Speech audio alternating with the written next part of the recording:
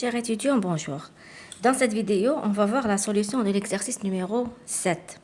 Dans cet exercice, on vous dit, on considère le circuit de la figure 5 ci-contre, donc ce circuit, comportant un générateur de force électromotrice E1 qui est égal à 100 volts. Donc là, ils ont bien précisé générateur de force électromotrice E1 et un générateur réversible de force électromotrice E2 qui est égal à 50 volts. Ça veut dire quoi un générateur réversible? Ça veut dire qu'il peut être considéré comme générateur ou bien comme récepteur. Il peut jouer les deux rôles. E2 est égal à 50 volts. De résistance interne respective R1 est égal à 1 kilo ohm, R2 qui est égal à 2 kilo ohm et un récepteur, là ils ont bien précisé, un récepteur de force contre-électromotrice E et de résistance interne R' qui est égal à 1 kilo ohm. La première question, établir les expressions des intensités des courants I1, I2, I3 circulant dans les différentes branches du circuit. On vous donne le sens de I1, I2 et I3. La deuxième question, quelles conditions doit vérifier la force contre-électromotrice E du récepteur pour que le dispositif puisse fonctionner? La troisième question, calculer I1, I2 et I3 pour E est égal à 60 volts. Là, on vous donne l'application numérique. E est égal à 60 volts et on vous demande de calculer I1, I2, I3. Quatrièmement et dernièrement, l'élément de force électromotrice E2, donc cet élément-là, fonctionne-t-il comme générateur ou récepteur? Et on vous demande de justifier. Parce que là, dans les données, on ne vous a rien dit par rapport à E2. On vous dit que c'est un générateur réversible. Donc, qui peut être considéré comme générateur ou bien comme récepteur. Là, on vous demande, après avoir fait les calculs, on vous demande de préciser ou là de détailler est-ce que E2 c'est un générateur, est-ce que cet élément-là est un générateur ou récepteur et on vous demande de justifier. Donc, pour cela, on va commencer donc par la première question. La première question, c'est quoi? C'est de calculer les courants. Donc, j'ai repris ici le circuit. Donc, là, pour calculer les courants qui circulent dans chaque branche, I1, I2, I3, qu'est-ce qu'on a dit? Il faut appliquer la loi de Kirchhoff, donc la loi des nœuds et la loi des mailles. Dans la loi des nœuds et la loi des mailles, rappelez-vous ce qu'on a dit. Donc, la première des choses, c'est quoi? C'est de représenter un sens arbitraire du courant. D'accord? Donc, là, le courant, c'est fait. On vous a donné le sens du courant. Vous devez le respecter, bien sûr. Donc, on vous dispose de la première étape. Vous n'avez pas à représenter le courant. Là, c'est déjà fait. Vous allez le respecter. D'accord? Donc, la deuxième étape, c'est quoi? C'est de choisir un sens de parcours de la maille. Donc, ici, combien de mailles que j'ai? Il est clair que j'ai deux nœuds. Donc, ça, c'est le premier nœud. Ça, c'est le deuxième nœud. D'accord? Et j'ai deux mailles. Donc, la première maille et la deuxième. Donc, je vais choisir, moi, ce sens de parcours de la première maille. Et je choisis le même sens pour parcourir la deuxième maille. D'accord? Donc, voilà. Après avoir représenté les courants, on va dire entre parenthèses, c'est pas nous qui l'avons fait. L'essentiel, après les courants étant représentés, le sens du parcours étant fait, maintenant, je peux commencer par écrire la loi des nœuds et la loi des mailles. Donc, ce point-là, je vais l'appeler le point A, par exemple. Vous allez remarquer que c'est le même. Donc, pour les lois des nœuds, on va dire le nœud A. Qu'est-ce qu'il me donne, le nœud A? Voilà. Le nœud A, à partir du nœud A, qu'est-ce qu'elle dit la loi des nœuds? La somme des courants entrants est égale à la somme des courants sortants. Donc ici, qu'est-ce que vous aurez? I1, regardez le I1, il est comme ça. Et le I2, il est entrant vers le point A. Donc I1 plus I2 égale à I3. D'accord? Donc I1 plus I2 égale I3. I1 plus I2 égale I3. Maintenant, je vais écrire la loi d'Ohm généralisée concernant la première maille et la deuxième maille. Donc, la première maille, je note ce point-là, par exemple, D. Donc, je démarre à partir du point D, je fais le tour et je reviens au point D. Donc, VD moins VD égale à 0. D'accord? Donc, si je parcours la loi comme ça, donc, Hada, c'est quoi? Ça, c'est E1. Ça, c'est E1, là, c'est E2. Donc, je me déplace comme ça. Je rencontre la borne positive de E1 en premier. Donc, je mets E1. D'accord? Donc, ça, on va l'appeler 1 et ça, on va l'appeler 2. Donc, maille 1. D'accord? Maille 1. Je ne sais pas si c'est clair, comme ça. Hein? Maille 1. Donc, qu'est-ce que j'aurai? Donc, E1. Regardez le courant. Le courant, il circule comme ça. D'accord? Le courant, il circule comme ça. Et moi, je vais parcourir la maille dans ce sens. Donc, du point D, je vais aller comme ça. Donc, E1, je suis dans le sens inverse du courant. Donc, qu'est-ce que je vais mettre? Moins R1, I1. Moins R1, I1. D'accord? Et je continue le tour. Là, qu'est-ce que je remarque? Alors, là, c'est une... je dois m'arrêter. Je vais revenir aux données. Alors, qu'est-ce qu'on me dit? On me dit que on considère un circuit... donc, il est composé donc de E1, c'est un générateur, on le connaît. E2, on ne sait pas si c'est un générateur ou c'est un récepteur. Par contre, concernant ce dispositif, donc, on vous dit, est un récepteur de force contre-électromotrice E. Donc, ça, c'est un récepteur. Je sais que c'est un récepteur. On me le dit. Puisque c'est un récepteur et le courant, regardez, on m'a donné le sens du courant. Le courant, donc je connais le sens du courant. Et on me dit que ça, c'est un récepteur. Donc, j'utilise ce que j'ai appris dans le cours. Qu'est-ce qu'on a dit dans le cours? Que le courant entre par la borne positive du récepteur. Donc, je peux déduire que ça, c'est la borne positive et ça, c'est la borne négative. D'accord? Donc, on va dire, alors je reviens à la loi des mailles. Donc, je disais, donc plus E, moins R1, I1, le courant qui circule dans la résistance R1. Je continue de me déplacer. Qu'est-ce que je rencontre? La borne moins en premier du récepteur E. Donc, je vais mettre moins E. D'accord? Moins E. Je continue. Regardez, moi, je me déplace dans ce sens et le courant, il est dans le sens inverse. Donc, je mettrai moins R', moins R', I3, et je reviens au point D, égal à 0. D'accord? On va écrire ensemble la loi des mailles pour la maille 2. Pour la maille 2, je vais démarrer à partir du point A, je vais faire le tour et je reviens au point A. Donc, qu'est-ce que j'aurai? Regardez, R', I3, R', I3, plus E, parce que je me déplace comme ça, je rencontre la borne plus de E, donc je mettrai plus E, donc plus E, je continue, regardez, le courant, il est comme ça, d'accord?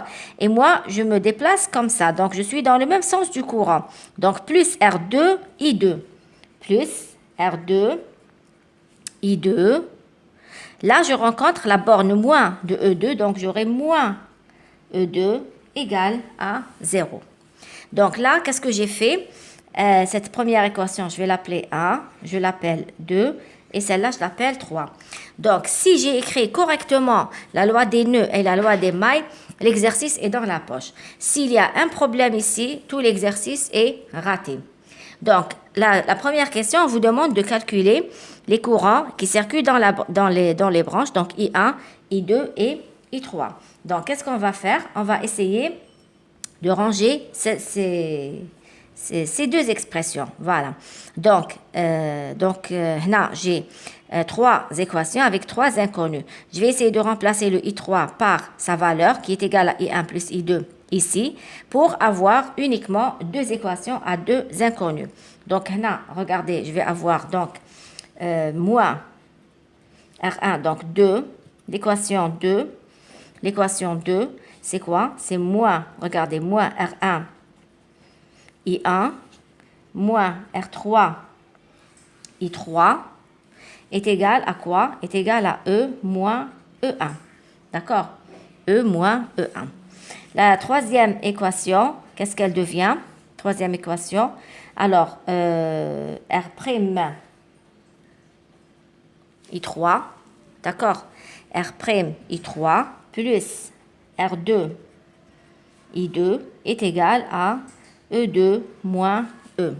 Après, je vais remplacer I3 par I1 plus I2. Donc, qu'est-ce que j'aurai? Moins R1, I1, moins. Alors, R', I3, je le remplace par I1 plus I2. Donc, moins R', I1, moins R', I2, égale à E moins E1. D'accord? Et là, pour la troisième question, équation, j'aurai donc R' I3, donc c'est R' I1 plus R' I2, puisque I3, c'est I1 plus I2. D'accord? Donc, plus R2 I2 plus R2 I2, je suis là, qui est égal à E2 moins petit e. Donc, concernant I1, qu'est-ce que j'aurai? Donc, on va dire le signe moins, je vais le mettre ici, j'aurai R1 plus R'. D'accord? Voilà. Donc, moins R' I2 égale à E moins E1. Donc, la même chose pour I1, ce sera, I1, je vais l'écrire ici, I1 R', donc plus R' plus R2, I2 égale à E2 moins petit e. D'accord? Donc, la physique, la résolution, la résolution de l'exercice, la physique s'arrête là. Maintenant, vous avez vos connaissances en maths qui vont apparaître. Donc, là, qu'est-ce qu'on a? Un ensemble de deux équations avec deux inconnus. Vous résolvez le système par n'importe quelle méthode. Vous faites ce que vous voulez là, l'essentiel que ce soit correct. Vous résolvez par n'importe quelle méthode. Donc, là, je vais essayer de résoudre par la méthode des déterminants. Je vais donc calculer le delta. Delta, le déterminant, c'est quoi? C'est moins, donc, R1 plus R', là, moins R'. Donc, le déterminant pour I1 et I2, je mets juste les facteurs. Donc, là, pour I1, ce sera R', ou là, ce sera R' plus R2. D'accord? Donc, ça, ce déterminant, c'est quoi? C'est ça fois ça, moins hadi fadi. Donc, ce sera moins R1 plus R' fois R' plus R2, moins, donc, moins R' fois R', moins, le moins, t'as le canon, donc, fois moins, hada moins R' fois R'. Donc, ça, c'est égal à quoi? C'est moins, donc, R1 R', moins, donc, oui, donc moins R1 R', moins R1 R', moins R1 R2, moins R' au carré, d'accord, moins R' R2. Là, plus R' au carré, d'accord, plus R' au carré. Donc, ce sera, je vais le simplifier avec ça. Je peux faire sortir le signe moins, j'aurai R1 R' plus R1 R2 plus R' R2. Ça, c'est quoi? C'est le delta. D'accord? Bon, ça, c'est R'. Hein? Maintenant, pour calculer I1. I1, par définition, c'est quoi? I1, c'est le delta de I1 sur delta. Sachant que delta de I1, c'est quoi? Delta de I1. Je vais barrer donc cette première colonne, les coefficients de la première colonne, je vais les remplacer par le second membre. Donc, j'aurai E moins E1 et E2 moins E. Et je garde les coefficients de I2. Donc, ça sera R', R' plus R2. Donc, ça sera quoi? E moins E1 fois R' plus R2 moins R' fois E2 moins E. D'accord? Donc, ça c'est quoi? Donc, I1, ça sera donc E moins E1 fois R' plus R2 moins R' fois E2 moins E, que je divise par moins R1, R', R1, R2, plus R', R2. Ça, c'est I1. D'accord. La même chose pour I2. Donc, I2, c'est égal à quoi? C'est delta de I2 sur delta. Tel que delta de I2, c'est quoi? Je garde donc les coefficients de I1. Donc, moins R1 plus R'. Ou R'. J'enlève juste les coefficients. J'enlève les coefficients de I2 et je les remplace par le second membre. Donc, ce sera E moins E1 et E2 moins E. C'est égal à quoi? C'est donc moins, donc R1 plus R' fois E2 moins E, moins, d'accord, moins, donc R' fois E moins E1. Ça, c'est quoi? C'est le delta de I2. Donc, I2, c'est égal à quoi? I2, c'est égal à moins R1, R'. Là, je vais mettre le delta. Là, je vais mettre le delta de I2. Donc, moins R1 plus R'. E2 moins E, moins R', E moins E1. Voilà. Donc, ça, c'est pour I1 et I2. Bien sûr, je répète encore une fois, vous pouvez utiliser n'importe quelle méthode. Vous pouvez, par exemple, commencer par tirer I1 à partir de là, ou là, à partir de la deuxième équation, par exemple. Vous tirez l'expression de I1 et vous allez la remplacer dans la première équation, dans celle-là, et vous tirez l'expression de I2. Vous allez trouver exactement la même chose. Là, vous faites ce que vous voulez. Là, je vous propose cette méthode. Voilà. Donc, on a trouvé I1, on a trouvé I2, reste à trouver I3. Donc, pour I3, ce sera quoi? I3, ce sera I1 plus I2. D'accord? Donc, I3, ça sera I1 plus I2. Donc, le dénominateur étant le même, donc, moins R1, R', plus R1, R2, plus R', R2. Ou je vais écrire le numérateur ta I1 plus le numérateur ta I2. Donc, j'aurai E moins E1 fois R' plus R2 moins R' E2 moins E. Voilà. Plus donc moins R1 plus R' fois E2 moins E, moins R', E moins E1. Donc, ça, c'est pour l'expression de I3. Donc, tout calcul fait, là, on peut simplifier. On va trouver, donc, le dénominateur, c'est toujours le même. Voilà. Et le numérateur, ça sera E, R1 plus R2 moins E1, R2, moins E2, R1. D'accord? Que je peux écrire, par exemple, si je veux enlever le signe moins, je peux inverser, c'est tout. Donc, ça, c'est pour I3. Donc, c'est ce qu'on vous demande. On vous dit établir les expressions des intensités I1, I2, I3. Donc, établir juste les expressions, c'est fait. La deuxième question, quelles conditions doit vérifier la force contre-électromotrice du récepteur pour que le dispositif puisse fonctionner? Regardez, quelles conditions doit vérifier pour que le dispositif doit fonctionner? Qu'est-ce qu'il faut? Puisque ça, c'est un récepteur. Je sais que c'est un récepteur. Donc, le courant, on a dit, il rentre par la borne positive. Donc, pour que le dispositif puisse fonctionner, il faut que I3 soit positif. Parce que I3, c'est la vraie valeur du courant. Parce que ça, c'est un récepteur et le courant entre par la borne positive. Donc, le courant a été choisi dans le bon sens. Donc, il faut que I3 soit positif. Donc, pour que le dispositif, on va dire, pour que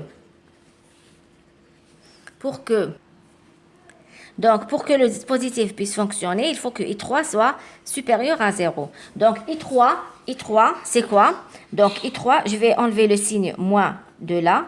Donc, I3, ça sera quoi? Ça sera moins E, R1 plus R2 plus E1 R2 plus E2 R1 sur, regardez, R1 R' plus R1 R2 plus R' R2. Donc, pour que I3 soit positif, le dénominateur, il est toujours positif. Parce que c'est des résistances, il est positif. Donc, le signe moins, je l'ai fait monter. J'ai multiplié en haut et en bas par le signe moins. Je peux le faire. Donc, le dénominateur étant toujours positif, pour que ça soit positif, il faut que le numérateur soit positif. Donc, il faut que moins E, R1 plus R2, plus E1 R2, plus E2 R1, il faut que ce soit positif. Donc, il faut que moins E, R1 plus R2 soit positif à moins E1 R2 moins E2 R1. Donc, je multiplie par le signe moins, ça sera E, R1 plus R2 inférieur à E1 R2 plus E2 R1. Donc, il faut que E soit inférieur à E1 R2 plus E2 R1 que je divise par R1 plus R2. Voilà. Application numérique. E, il faut que ce soit inférieur à E1. E1 qui est égal à 100. Alors, R2 qui est égal à 2 kg. Donc, 2 10 puissance 3. Plus E2. E2, c'est égal à 50. Donc, 50 fois R1 qui est égal à 1 kg. Donc, 10 puissance 3 ohms. Je divise par R1 plus R2. Donc, 1 plus 2 10 puissance 3. Donc, je peux simplifier les 10 puissance 3. Il va me rester donc E inférieur à 200 plus 50. Donc, 250 divisé par 3. Donc, E, il faut que ce soit inférieur à 83,33 quoi volts, bien sûr. Donc, il faut que E soit inférieur à 83,33. Voilà. La question d'après, on vous demande de calculer I1, I2, I3 pour E égale à 60. Donc, troisième question, calculer I1, I2 et I3 pour E est égal à 60. Donc, pour le calcul, vous avez les expressions qu'on a déjà trouvées. Vous avez l'expression de I1, vous avez l'expression de I2 et vous avez l'expression de I3. Il suffit de remplacer les valeurs que vous avez, donc R1 par sa valeur, R2 est égal à 2, E1, E2, vous avez tout ce qu'il faut. Et on vous précise maintenant que E, il faut le prendre, E est égal à 60 volts. Ça veut dire quoi? Qu'est-ce qu'on a dit? On a dit que il faut que, pour que le dispositif puisse fonctionner, il faut que E soit inférieur à 83,33. Et effectivement, dans la troisième question, on vous donne une valeur de E qui est inférieure à 83,33. Donc, le dispositif peut fonctionner avec cette valeur de E qui est égale à 60 volts.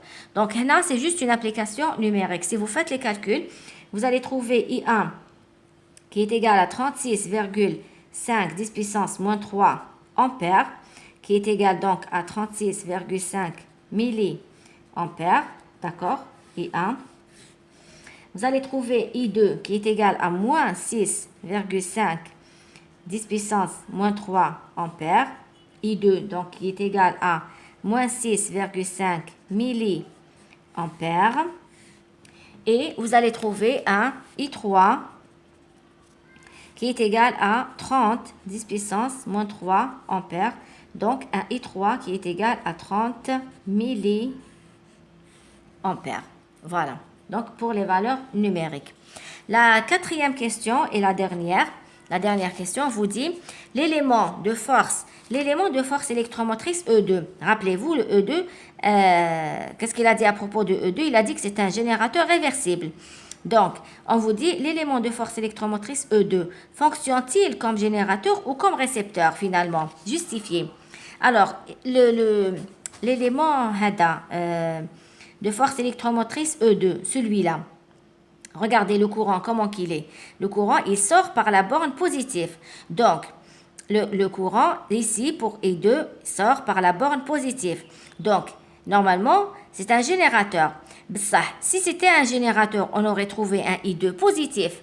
D'accord? Regardez, le I2 tana, il est négatif. Ça veut dire que un courant négatif, ça n'existe pas. Donc, un courant, ça veut dire que le sens choisi ici n'est pas le vrai. Donc, le vrai sens du courant, ça doit être l'inverse. Il doit être dans ce sens-là. D'accord? Donc, puisque I2, il est comme ça, et on a trouvé que le I2, il est négatif, ça veut dire que I2, donc on va dire I2 est un quoi? Est un récepteur. Car I2 est négatif. Je répète encore une fois, le courant tel qu'il est donné, comme ça, le courant tel qu'il est donné. Si E2 était générateur, on aurait trouvé un I2 positif. Parce que je sais que dans un générateur, le courant sort par la borne positive. Donc, lequel E2 était positif, le I2 serait positif. D'accord? Lequel E2 est générateur. Ça veut dire que le I2 aurait été positif. Mais comme le I2 il est négatif, ça veut dire que le vrai sens du courant n'est pas celui-là, mais c'est l'inverse. D'accord? Pour trouver un I2 positif. D'accord? Donc, le E2, c'est un récepteur, puisque le courant, il entre dans la borne, il entre vers la borne positive. Donc, le I2 est un récepteur. Voilà.